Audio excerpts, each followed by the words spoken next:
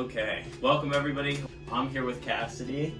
Hello, I'm Cassidy. She works for an amazing producer in Bordeaux. She's going to tell us a little bit about some of her wine and some of the things about Bordeaux that we can learn. I think there's a really big stigma in Bordeaux, sort of has this kind of snobby perception because the wines are really expensive. You know, they're the fanciest wines in the world, and it can be really confusing for customers. So she's here to kind of help us break down some of that stuff and show us some really cool wines that are very introductory level to get into Bordeaux. Also some stuff that she brought that we just couldn't pass up tasting. So Cassidy, tell us a little bit sort of about who you are, your portfolio, and who you represent. As Roland said, my name is Cassidy and I work for Bernard Magret, a legendary French producer based in Bordeaux. He owns 4 Grand Cru Class A estates in 4 different appellations, 1 in Pessac-Léognan, 1 in Saint-Emilion, 1 in Médoc, and 1 in Sauternes. On top of that, he's truly a traveling winemaker. He also owns vineyards in 10 other countries. He's like a wine OG. He's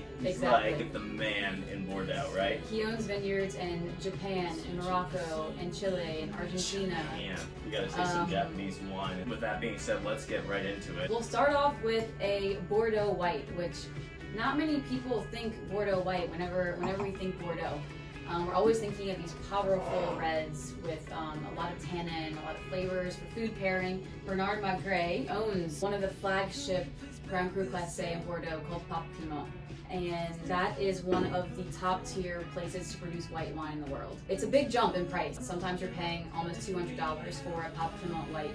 We really wanted to bring Bordeaux back to the grid. So this one is actually 100% Sauvignon Blanc. And not many people know that in Bordeaux that's Sauvignon interesting. Blanc. A lot of consumers automatically think New Zealand or California. You don't associate Bordeaux with white wine in general and Sauvignon Blanc. Let's give it a little taste. Oh wow, that is delicious. It's refreshing. It has every characteristic that a Sauvignon Blanc has. The style is different. You get a bit more tropical fruits out of it, and more of a warmer climate. You get a little bit more ripeness out of it. Right, a bit more ripeness, a bit more body, I would say as well. Still a little bit more complex than your traditional kind of easygoing Sauvignon Blanc, some of the ones we've talked about in previous shows. Next, why don't we go with the brother or sister of this one, Classic Bordeaux Red, which Grab here. okay.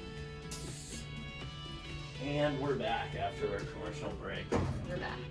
Okay, and after the wine magically appeared in our cups, we get to taste this exceptional Bordeaux. Can you tell us the breakdown of the grapes in this? So in this Bordeaux, it's going to be a blend of Cabernet Sauvignon, Merlot, Cabernet Franc, and a little bit of Petit Verdot. Those are very traditional grapes. Very traditional Bordeaux blend. So this one's kind of like the same brand as this one. It's more entry-level Bordeaux. These wines to me are so much different than like the California Merlot cab blends. They just have like this kind of like austere, rustic edge. These beautiful flavors that are like very layered. In Bordeaux, you get these higher acidity levels, and wines are a bit more elegant. Whereas in California, they're very bold, very fruit-driven. This wine is so delicious. It retails for under $20. I would not pass this wine up. You're looking for like an incredible value Bordeaux wine. Next, we're gonna move to something a little bit fancier that we don't have in the store, but you could special order it if you wanted to. Chateau Fombroge. So we just tried the, let's say, appellation level Bordeaux, and now we're moving to Grand Cru Classé. This is This Bernard. is the good. This is the stuff The you want good. to try. I love this device too. It's a great device. This is in Saint-Emilion, Yeah. So on which side of the river that Yeah. splits Bordeaux, and sort of what is the style of that wine typically? Styles can be very different. I mean, left bank, it's predominantly Cabernet Sauvignon that's used. On right bank, it's predominantly Merlot that's used, and it's all because of how the soil is. Merlot does better in clay. Cabernet Sauvignon does better in rocky gravel. This one is 95% Merlot actually, and 5% Cabernet Franc. And don't you feel like Merlot has a bad I image was sometimes? just gonna say that. I love Merlot. To me, it's like it doesn't get like press, but it's just like it's in so many wines. You know, Right, it's kind of in right. the background. It's like Right. it's like a. The Merlot is one of the best grapes to truly express itself. Gives it like a roundness, a suppleness that just makes it absolutely lovely to pair with food. If you're trying to impress somebody, nice right bank.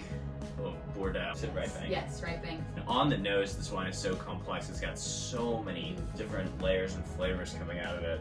You get some earthiness, you get some tobacco to it. The structure and the tannins of the wine too are so smooth, and I think that for me, when you're tasting like really high quality wine, the structure of the wine and the tannin, the way that things kind of blend together, it's like so well integrated and so smooth that they're just like dancing on your palate, and they're kind of having like this beautiful tango, and all the flavors are just kind of there, and they're like.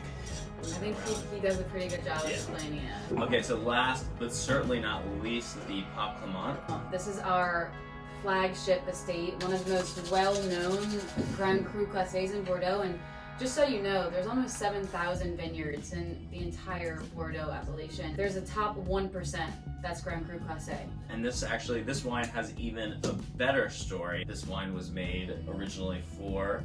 Yeah, well, the Pope. The Pope. Our first harvest was back in 1252. The Pope, he was obsessed with the vineyard, planting grapes and harvesting and producing wine. I love it.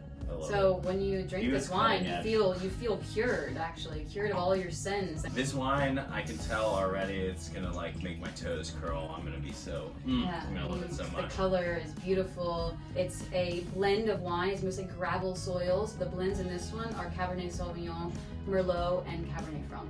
Cheers. Cheers. I think the Pope is onto something.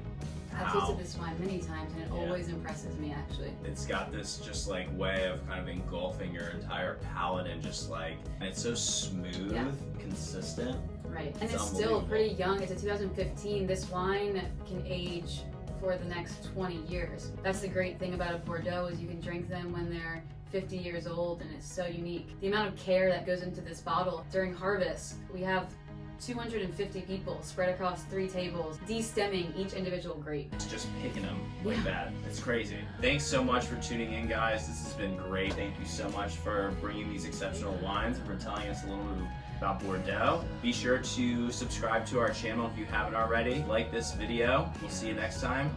Cheers. Cheers.